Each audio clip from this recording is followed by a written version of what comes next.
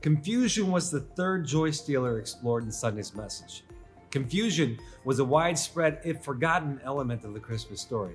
As Mark pointed out, as he remarked on the first Christmas, everyone is confused except the angels. Very true. The shepherds were confused. The wise men were asking directions from King Herod, who was likewise confused and troubled. And among the actors in this tale, only a few guarded their joy in the midst of confusion: the wise men. They chose the recommended path in Sunday's message, which was, when I'm confused, I choose to follow God's light one step at a time. This advice brings out several angles in our celebration for the holidays. For starters, we need to ask if we're seeking God this holiday season, or are we too busy buying the presents and decorating our house to do so? Well, let's all commit to seeking Him in a new way this year. As we do that, we may find obstacles to discovering Him on a deeper level. And that's where the confusion comes in.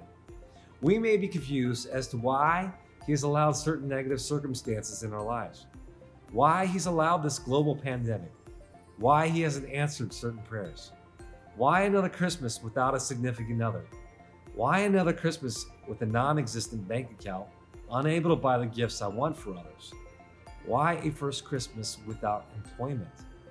We need to put ourselves in the shoes of the wise men who had journeyed for months, if not years, without a map or a timetable. They simply followed the star by night, one step at a time.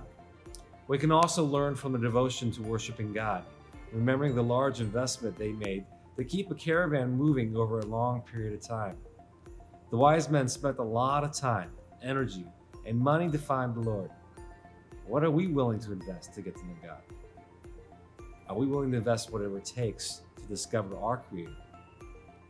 If we are, we'll find the same deep emotion that the wise men felt in Matthew chapter 2, verse 10. It says, when the wise men saw where the star stopped, they were filled with joy, and they rejoiced exceedingly.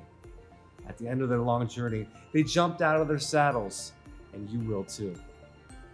You pray with me. Lord, I don't understand everything you're doing in my world. I don't even know what you want me to do next. But in order to maintain my joy, I'm going to simplify my journey with you. I want to take just one step at a time when I'm confused.